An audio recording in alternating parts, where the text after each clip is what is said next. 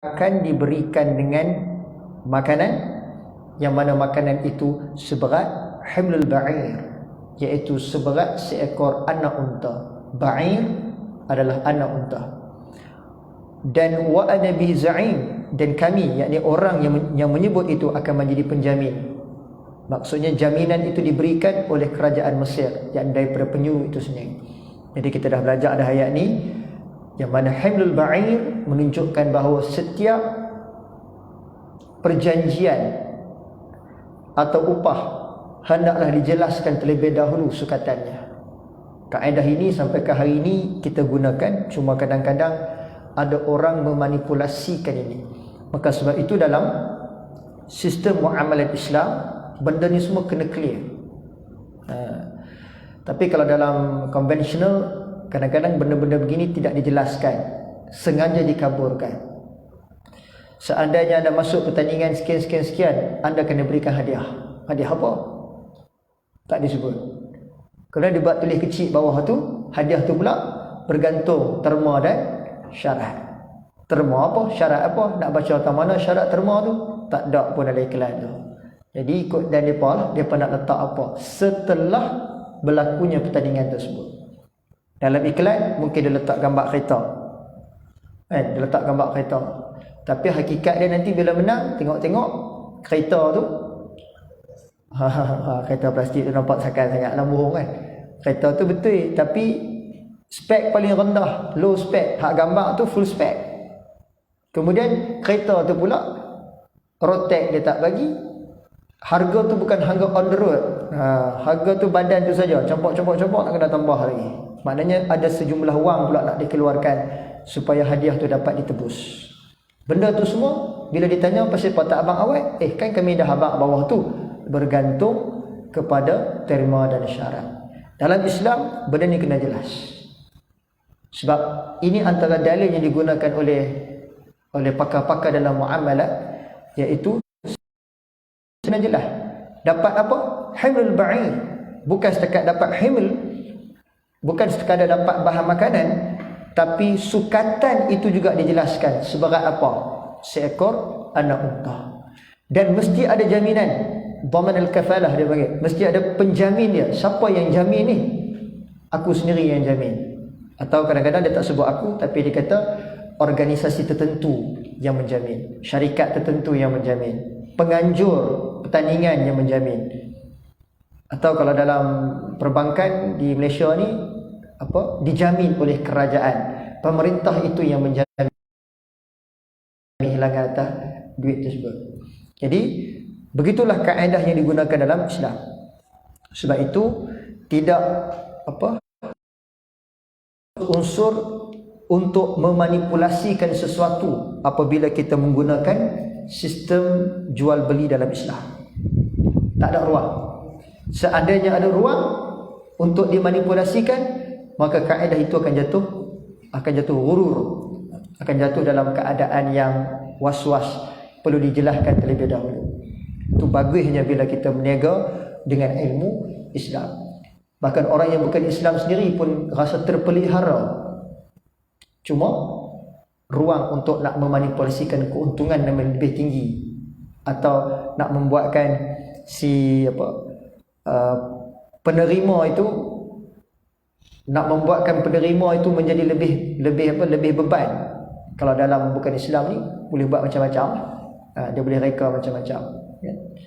Bahkan antara kaedah dalam muamalat juga, setelah kita berakad dengan harga sekian-sekian, saya setuju nak buat rumah saya ni dengan harga katalah 100,000, rumah banglo.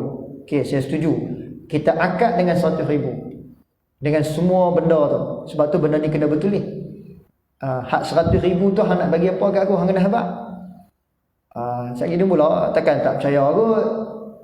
Dia bukan cerita percaya tak percaya. Dalam Islam, kaedah dia kalau nak jual beli kena betul. Jadi dalam 100,000 ni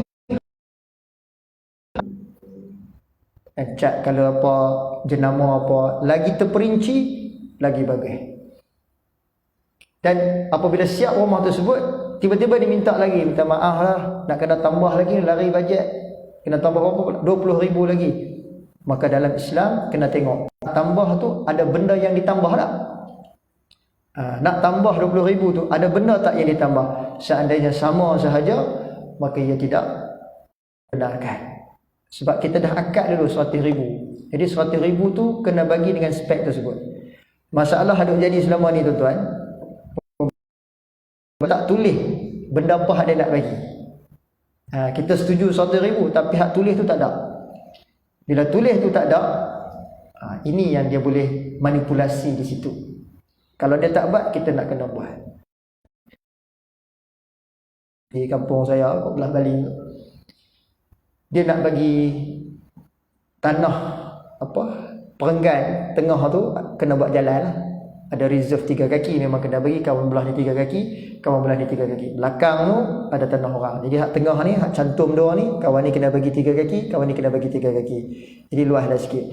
3 kaki kawan ni dia nak bagi lagi.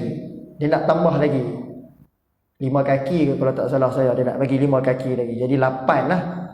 3 tu memang kena bagi dah. 5 tu. Jadi 5 kaki tu dia nak bagi dekat kawan belakang ni supaya kereta boleh masuk, lori boleh masuk, nak buat kelak getah apa semua.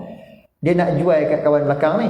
Bukanlah jual dengan sejumlah wang lah, nak bagi 5 kaki lagi ni supaya jadi 8. Ya. Jadi panggil saya ni jadi saksi lah. Bila saya pergi rumah kawan ni, saya pun tanya nak buat macam mana ni. Kira setuju lagu tu lah. Harga sekian-sekian, saya bagi kat dia 5 kaki, dia pun bagi duit kat saya, selesai. Lah ni pakcik hidup lagi tak apa lah. Pakcik pejam ni. Anak-anak akan tuntut balik ni. Sebab batu perenggan duk tang ni. 5 kaki ni apa bukti dia? Anak-anak tahu belakang dah, dia kata. Anak-anak tu mah tahu belakang dah. Anak-anak tahu belakang dalam ni umur dia berapa? Duk mengaji lagi. Ada universiti apa semua lah. Mereka pun tak faham apa lagi 5 kaki ni. Nanti bila mereka dah besar nanti, dah ada duit apa semua nanti, ni mereka tuntut balik ni. Jalan raya ni mereka boleh tuntut dia jadi jalan nanti kan. Mereka boleh tuntut balik atas ni. Benda duk jadi dah. Kena buat hitam putih macam ni. Kena buat surat dan kena ada lawyer. Nak jadi cerita tuan-tuan, menantu dia lawyer. Kita lawyer tak apa, menantu saya ada. Elok cantik lah. Bagi lawyer tu buat. Ada hari ni tak balik, minggu depan balik. Minggu depan tu saya pergi pula sekali lagi. Anak dia balik lawyer. Macam duk kata, main lawyer ni, cerita lawyer grant mana grant? Minta kat pak dia, pak mentua dia. Grant mana grant? Grant tak tahu duk tang mana. Grant tak tahu duk tang mana ni. Lepas tu kemarin dulu lepas abang main kat saya kata, kira tak ada pakai lah menantu dia kata, payahlah kami minta macam-macam borang nak borang ni tak nak lepas lah.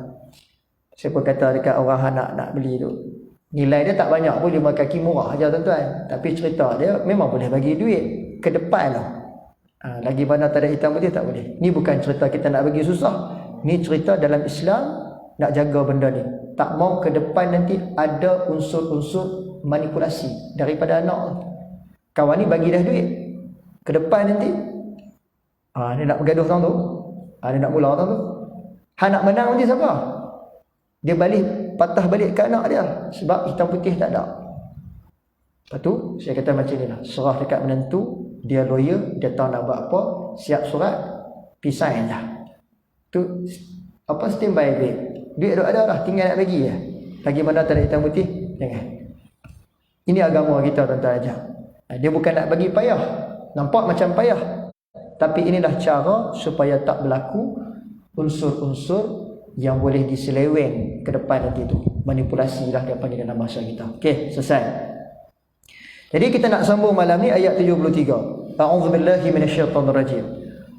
Qalu tallahi laqad alimtum ma ji'na linufsida fil ardi wa ma kunna sariqin. Maka saudara-saudara Yusuf tu pun menjawab. Bila dia perkena tahan, dia pun jawablah balik. Demi Allah, sesungguhnya kamu mengetahui bahawa kami ni datang bukan untuk membuat kerosakan di bumi ni ataupun di negeri ni. bukan nak buat fasad, bukan nak bagi rosak. Wa kami ini bukan